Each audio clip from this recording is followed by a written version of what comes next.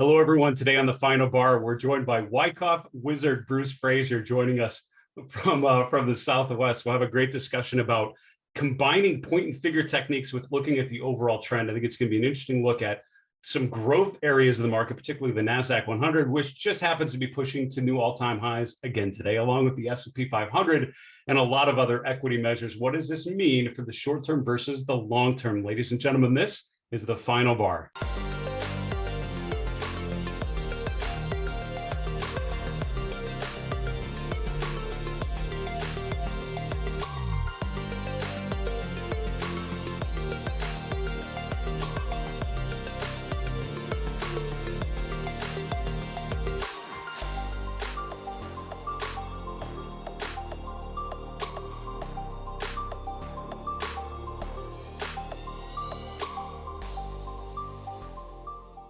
Hello, everyone. Welcome to the Final Bar. I'm your host, Dave Keller. I'm the Chief Market Strategist here at StockCharts.com in a sunny and warm Redmond, Washington. Thanks for joining us every weekday after the close as we focus on the markets themselves, focus on the lessons of market history and the important information embedded in the charts. As I've been told by many of my mentors over my career, the best thing you can do if you want to understand the market environment is not try to speculate on all of the different things that could impact a stock market. Focus on the markets themselves. Focus on the message that the charts provide or that the markets themselves provide. And if you're looking for a message, the message is upside right now, right? And I think the challenge for a lot of investors is the fear of missing out, the fear of missing out on the next big thing moving higher, missing out on the market continuing an uptrend that seems relentless, just continues to go and go. But at the same point, an uptrend is exhausting. If you're looking for indications of relative weakness, indications of internal weakness, indications of weakening momentum, I can show you all of those through the course of the show. We'll see what all we can get to, but it's certainly a fascinating time to try to understand the trend in the market. Now, we have great guests on the show, as always. I'm super excited to talk to my friend Bruce Fraser here later today, and incorporating point and figure in the show, which I feel like we don't represent often enough on the show. So excited to hear from Bruce on that. Next week, we'll actually do a couple reruns coming up. On Wednesday, I'll be taking the day off. My family is in town from Ohio, which I'm super excited about. So I'm going to take a little bit of time and escape up into the mountains. We are going to have a heat wave like no other here, over 100 degrees, which in the Seattle area is pretty unprecedented. So we'll all be finding ways to survive. And then at the end of the week, we'll be taking Friday off for the 4th of July holiday. Hope everyone does well. We're lining up some other guests for some of the other days next week, which we'll announce as soon as we can. Also, just to remind you, the Money Show Virtual Expo on ETF investing is coming up next week. I'll be doing a segment on Thursday, July 1st at 2:10 p.m. Eastern called 10 Questions ETF Investors Should Ask at Mid-Year. We're going to talk about the normal, natural process at mid-year to take a step back, look at what's worked, look at what hasn't, look at wins, look at losses in your portfolio, and how to make some changes to hopefully set yourself up for success through the remainder of the year. If you want to join me for that free event, go to moneyshow.com to sign up. Let's continue on with our market recap today. As I mentioned, the S&P, the NASDAQ pushing to new all-time highs. The S&P up about 0.6%, trading above 4260 going into the close. Now, most of that was pretty much a gap out of the open. For most of the day, it was a choppy sort of session of trading. A lot of times we get a big steep sell-off into the close like we did yesterday. We'll get an acceleration into the close like we had in recent weeks at times.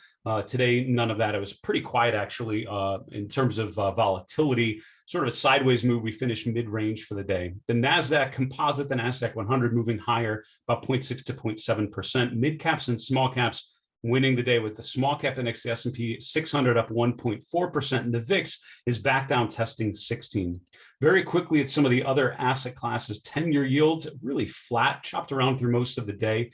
And I was getting interviewed earlier today on interest rates and the Fed and how they're all related, and focusing on some of the technical components that can help make sense of all of the movements that we've had in the last week or so since the Fed meeting and the Fed minutes came out last Wednesday.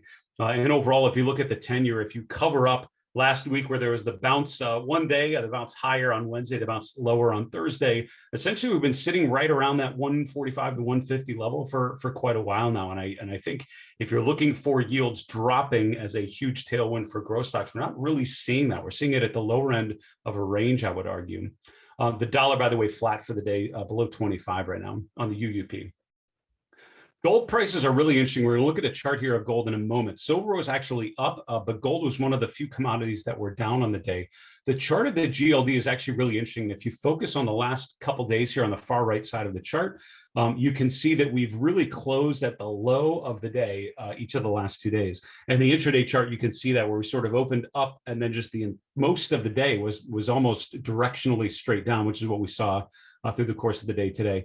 If you're looking for signs of accumulation, I'm not really seeing that when I'm looking at the last 6 trading days here after the gap down last week on gold. This is out the Fed meeting. You had the gap lower, and then Thursday, Friday, and then you have this week, Monday through Thursday here so far. And what you can see is that through most of these days, you've either finished closed right at the open or closed well below the open. And overall, on an intraday basis, you're seeing more distribution than accumulation. So for me, while we're not really pushing lower, you're not really getting signs of people buying on weakness and pushing the price higher. You're not really getting a sense of excess demand or anything that would drive gold prices higher. You're seeing more stability, if not weakness. It's sort of leaning flat to down here. So overall, I think it's interesting that we're finding support right at the end of April, which is that bounce before the big leg higher through much of the course of May. I think breaking down these levels would certainly be a short-term weakening signal, but at this point, it's not giving me any signs of a rally. And while overall, I think the picture for gold and for commodities as a whole can be very strong, I'm bucketing it sort of with the infrastructure plays, which also have been kind of cold here recently, and you're seeing the same cold reception for the price of gold right now. We're going to jump around to a couple of things, but I just wanted to hit on, we'll probably spend a little more time with this on Friday's show when we use the Mindful Investor Live chart list. But this is, I would argue, one of the most important charts to pay attention to. I just recorded a video this week on my YouTube channel called Market Misbehavior, where we focused on this particular chart, looked at the percent of stocks remaining above their 50-day moving average. And what I've seen in the last couple of weeks is this indicator has gone now from well above 50% to below 50%. As of yesterday, this is not updated through today, but as of yesterday's close, it was only 43%, 44% of the S&P above their 50-day moving average. 2 months ago in mid-April, when the S&P made new highs, and what I would argue the most bullish point we've been in, even though we've gone higher now, the real acceleration in the market was to the April peak. Since then, we've had negative momentum, we've had negative breadth using this particular indicator. It's back below 50% now. So 50% of the S&P was above its 50-day moving average in April and is now back below it. That is not the sign of a healthy, broad advance as the S&P makes new all-time highs. It speaks to more of a narrower advance, and it tells you that a lot of stocks have still not regained that key smoothing mechanism, that key short-term signal being above their 50-day moving average. So that is a chart absolutely to watch. I would argue, particularly if you're bullish and you're seeing unlimited upside from here, charts like this would give me a little pause thinking about the prospect of potential upside from current levels. In terms of sector movements today, as we finish our market recap, financials leading the way higher today, up 1.2%, followed by communication services. Quite a movement on here. You had technology up earlier, but it was overtaken by some of the cyclical sectors. Energy in the top 5, industrials as well. On the downside, you have pretty much the raw defense, if that's a way to describe these two sectors, utilities and real estate. Although the real estate sector has been a relative outperformer year to date, and overall at times has been a strong relative performer, certainly showing some weakness as we come in today. So utilities and real estate, relatively defensive, relatively high dividend payers down at the lower end and underperforming the S&P today. Let's look at a chart of the S&P 500. It's interesting when you see the S&P moving to new all-time highs. My question is always, how bearish do you want to be when the S&P is making new all-time highs? And the answer is not much. As we've talked about it for a while, I don't see this market, even though I've seen warning signs, and we've identified warning signs when we've seen them going back year to date. And if you look at the bearish divergences you've seen in momentum, those are 2 periods when I know we've turned, we've had a little more of a negative bent to the discussion, looking at warning signs. In January, this bearish divergence really stood out had a 5% correction followed by a 6% correction, but never really followed through to the downside. Same thing in April, which I would argue, again, I think was the last real impulse move higher. I think since then it's been more rotational, even though you see stocks breaking to new highs. There are plenty of stocks that are not really pushing higher quite yet, or not really able to emerge to new highs yet. And so overall, I think you're still in a distributed phase. I think overall, since the April higher, at the very least, a consolidation phase is how I probably better characterize it. So if you look at that, the S&P has certainly gone to new heights. The Nasdaq, the same thing. The S&P has had a number of opportunities to break below its 50-day moving average, has not done so. And even when it has for one day or one day only, it's not confirmed it by following through. You haven't had that follow through day that really indicates bearish momentum or an absence of buyers coming in. Buyers have come in on every pullback to the 50-day year to date. And so as a technical analyst, I have to assume that is going to continue. I think you have to treat the market as innocent until proven guilty. The guilt is when you finally break through support. These red lines indicate sometimes when there have been a potential breakdown that have not followed through. Either you broke down and did not follow through like you did in May, or we just touched the level and never really had the confirmation like we did here last week. So overall, certainly feels like the path of least resistance is higher. The problem, as we've talked with some of my guests recently, is all of the headwinds seasonally. We're in the seasonally weakest part of the year. If you take 2010 as a playbook, as we discussed with Tony Dwyer yesterday, that would mean you'd expect weakness rather than strength going through now through September and October. So a lot of things to try to uncover at this point, though. Undeniably, the S&P making new all-time highs. We need to take a quick break. Back with my guest, Bruce Fraser. We'll see you in a minute.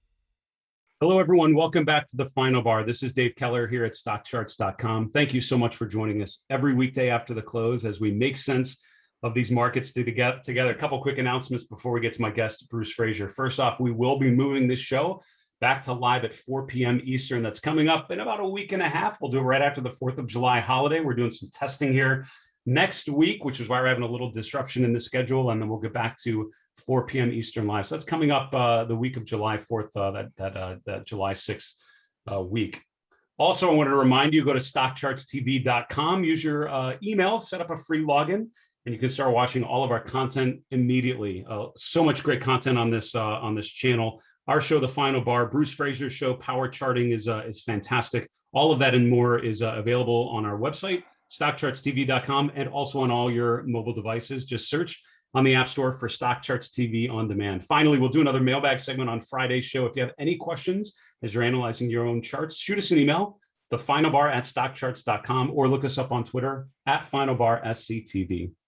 I want to welcome on today's guest, who's been, it's been a pleasure to have him on the show before, and I'm really excited to have Bruce Fraser back today. Bruce is the host of Power Charting on Stock Charts TV. It runs every Friday, 3 p.m. Eastern. It's really well done, and Bruce is an expert in a strategy, a set of tools called Wyckoff analysis, which is a beautiful structured way to understand market dynamics. Bruce, welcome back to the show. David, so great to be here. We always have a good time, so I'm just thrilled that we get to visit here. And I have an interesting proposition today in my chart work, and that is that I'm going to make the case that, well, really since the fall of last year, the economic reopening stocks have been really the dominant performers up through the first quarter of this year into the second quarter. And I'm going to make the case here that the NASDAQ 100 mega cap and the large cap growth themes, and maybe even into the smaller cap growth themes, is going to reemerge for the foreseeable future as the dominant theme over the economic recovery stocks. And so I'm going to, and also show a little bit of a cool trick in point and figure analysis. So the chart on the left here, David, is a chart of the Dow Jones Industrial Average. And what I've done here is one of my favorites, which is a 30-minute data. So it's an intraday chart, 20-point scaling, 3-box reversal method for counting purposes. And I show the math there. The yellow shaded box represents a distribution area, which really began the beginning of June. And the purple line underneath basically just shows the month of June and what happened in the month of June. And David, look at the distribution and the breakdown in the Dow Jones Industrials. And I use that really as a proxy for the economic reopening theme. And I know it's not perfect, but I think it's pretty fascinating. Look at how the distribution counted down exactly to where the market stopped dropping, and that and then had a test. Now there's a big climactic decline into that count range, and then look at the bounce. So the bounce to me was the indication with the climactic decline that the count, that was a really good count. Now it's possible that we could make that count bigger, the distribution count, but for the time being, I like to go one step at a time. So now we go over to the NASDAQ 100 chart, and I put the distribution in there, beautiful countdown into the accumulation range. Now this all occurred in the month of May. Notice that turquoise shaded area and then the purple shaded area, those are called two segments. I count those. The turquoise count flagging there, 14,000 to 14,160, did in fact stop the advance for the NASDAQ 100. And you can see there that it's just now starting to work its way up above that area, which also is the old highs and long-term resistance. So classic place for it to stop and have to reconsolidate or make what we call a reaccumulation. But notice, then this is the part, David, that's so interesting, is look at what happened to the NASDAQ 100 in the month of June versus what happened to the Dow Jones Industrials. They have, I mean, dramatically different trends. And I just think it's not very often that you see that kind of a divergence between major indexes like this. And really is an indication, well, in that accumulation structure there in May, really was our indication, and Ramon and I talked about this on the Wyckoff market discussions and on power charting, that this accumulation really was a sign of the new recovery in the NASDAQ 100 growth names. Now look at the blue count. The blue count is very large. It's an excellent accumulation structure, goes up to 15,920 to 16,420. And so that in and of itself has the potential, shows the potential for the NASDAQ 100 to go much higher than where it is now here and as through today. So does this mean necessarily that the Dow Jones can't go up? Not at all, but it may mean that the industrials has to form an accumulation type structure before it can really take off. Hard to tell. But anyway, going to the next slide, this is the one that I find so darn fascinating. This chart on the left is a relative strength comparative of the two data series we just looked at. And this is the NASDAQ 100 to the Dow Jones Industrial Average. And what I've done is made this a point and figure chart. Same 30-minute data, 3-box reversal, ATR scaling, which is 0.14.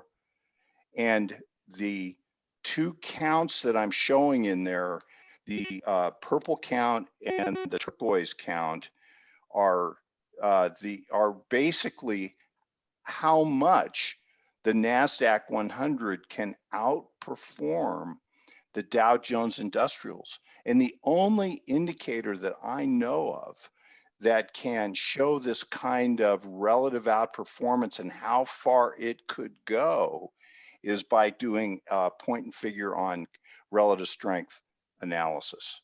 And I know, David, that you love relative strength. I love relative strength. And then to add the element of horizontal point figure counting is really exciting. So just to create some perspective here, from the low down there at 3808 up to around this 4270 area, and that's simply just the percentage value of the NASDAQ 100 divided by the Dow Jones Industrial Average. But so currently in NASDAQ 100 is 42% of the industrial index value. Well, this indication here suggests that we could go up to 4690. That is another move about of the equivalent amount or extension that we're seeing in this chart right now. And so there's much further to go here on the relative performance. And then the last thing is I just want to say that if you look on the top chart on the right, there's an accumulation structure all the way back to early March.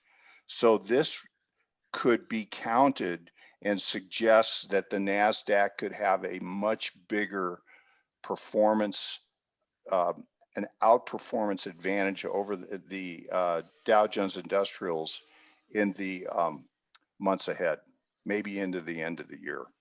Bruce, And this so, is such a fascinating take, and I love the illustration. I'm so thankful that you bring point and figure charts when you come on the show, because I often, after you come on, I usually jot down on a piece of paper, must review point and figure more often, because it brings a clarity and a simplicity to trend analysis, but with such a great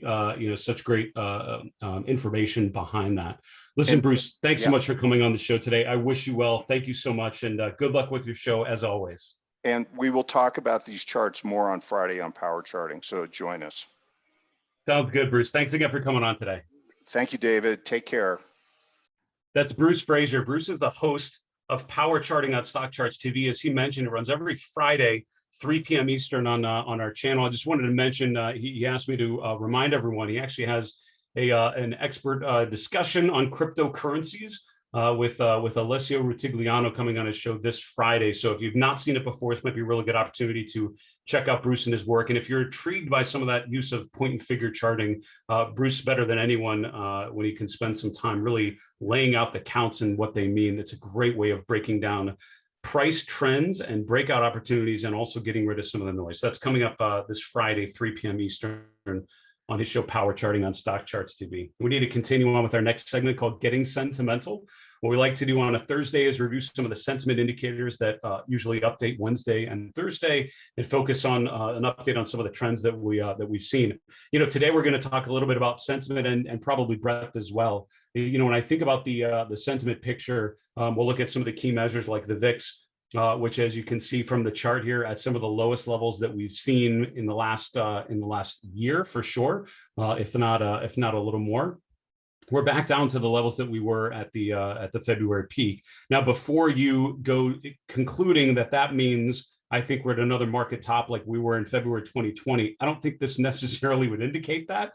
That may happen, but I don't know if this is the chart I would use to sort of describe that. I think what's interesting is, as I mentioned, I see when you look at not just the index itself, but when you look at the information underneath the hood, what stocks are leading, how many stocks are participating.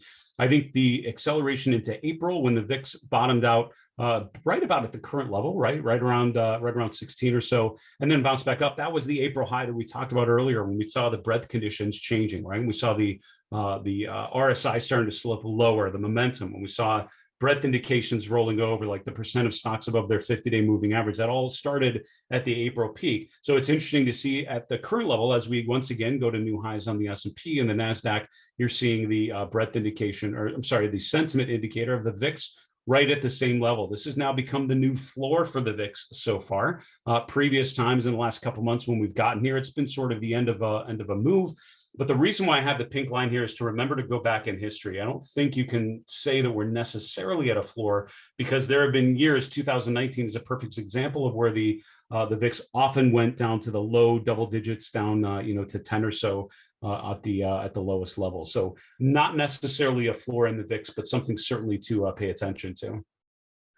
When we're looking at the AAII survey, what's interesting is in the last 3 weeks, the percent of bulls has not changed. We've been slow and steady at 40%, which is interesting to me because what that suggests to me is that we're not at a euphoric level of bullish sentiment. A lot of times when the market goes up and you have the percent of bulls above 50%, that starts to imply that investors are all in, that it starts to imply that buyers have already taken all of their action and no one is left to push it higher, what we call an exhaustion of buyers.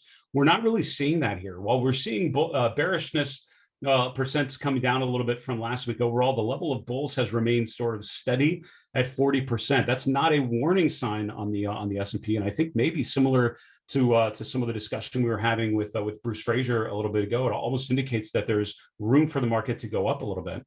The name exposure index has actually jumped down this week, which is interesting. The indicator was almost to 100%. We're actually back down to about 71% on this week's reading, which indicates that money managers are sort of lightening up. Now, it's interesting when you have sort of a choppy, volatile week, because depending on when people answer the survey, it might actually impact their answers potentially, given the strength or weakness of the market on a given day. But at this point, it's sort of a mid-range value. It's not really at euphoric levels. Last week, we talked about the name exposure index getting to almost euphoric levels above 100%. We've actually come off pretty good this week after the challenging period that we've had here. So again, the market moving higher, but this sentiment indicator actually moving lower. The RIDEX flows remain at extreme low levels. This is the percent, or not really the percent. It's an indication of how much investors are on the offensive versus defensive side of the RIDEX family. Right now, investors are very bullishly positioned. That's not much of a change from last week. I just want to finish with the put call ratios. We'll look at the equity only put call ratio. And again, what I'm seeing here is not a negative level, not an extreme level. It's sort of mid-range. If you look at where the put call ratio is right now, again, using equities, not options, you can see we're sort of in the mid-range of where we've been for the last year or so. So overall, reviewing the sentiment, it's interesting. There have been times when the S&P has gone to new highs, and I've mentioned euphoric sentiment. I don't think you can necessarily say that using this week's reading. Now, the question is how much of that was just based on last week and the shock you had with some distribution? Did that scare some people into turning a little more negative than they might have been otherwise? But for what it's worth, based on the weight of the sentiment, overall, not euphoric yet, healthy bull market position. We need to wrap the show, go to the 3 and 3 charts in 3 minutes. Here we go. Chart number 1 is the new Dow theory, but it's also the old Dow theory. I'm actually showing both on here, and it's an interesting divergence that you're seeing right now. If you look at Dow theory using the Dow Industrials and the Dow Transports, you'll see what I would consider a Dow theory sell signal. If you look at the May low and the June low, you can see that both the Dow Industrials and the Dow Transports have undercut the previous month's low. They've both done that together, which indicates overall economic weakness. If you look at the S&P and the NASDAQ composite, what I call the new Dow theory, they're both, as we know, making new all-time highs. So depending on what you're using to understand market strength or weakness, you're getting very different signals. So if you're a traditionalist, the weakness in the traditional Dow theory may be an area of concern. I've learned not to be too bearish when the S&P and the NASDAQ are both making new all-time highs. Now, we talked about renewed strength and growth with my guest, Bruce Fraser, today. I wanted to point out the ARK Innovation Fund, which is a chart we highlighted as it was bouncing down through Fibonacci support levels, bounced off of the 50% line and then rotated back up, has now completed a rotation to a more bullish configuration. It's gone back above the 50 and 200-day moving averages, back above a trend line, taking the February and the April highs, now testing the highs for March and April. But overall, if you ask me to guess which way was next, I would say overall we're in a position of strength. The relative strength is broken out. The ARK Innovation Fund back in a leadership mode. The question mark is this: the RSI becoming overbought right as it enters previous resistance. Is this a range at which you might expect a little bit of a tactical pullback? Also, Tesla certainly emerging in a position of strength, back above moving averages, having bounced off of support just above 500, around 550, and now rotating back to the plus side, testing 700 once again, which is also right back to the April highs, a significant high when Tesla topped out around 750. So both of these key growth indicators, growth pockets, ARK Innovation Fund and Tesla, have broken above trendline resistance, broken above moving averages, but at key resistance levels. Folks, that's our show for today. Thank you so much for joining us every weekday after the close for the final bar. As a reminder, we're going to be moving back to 4 p.m. about a week and a half. We'll be excited to have you join us there live with all of our great guests. Special thank you to Bruce Fraser joining us as the host of Power Charting. For StockCharts.com in Redmond, Washington, I'm Dave Keller. Be safe. Have a good night. Hey, Grayson Rose here with StockCharts. Thank you so much for watching. I hope you enjoyed that video. If you did, consider giving it a like down below, maybe leave us a comment, and if you're new to the channel, you can subscribe at the link up above. We're gonna bring you daily content from an incredible collection of technical analysts and financial experts.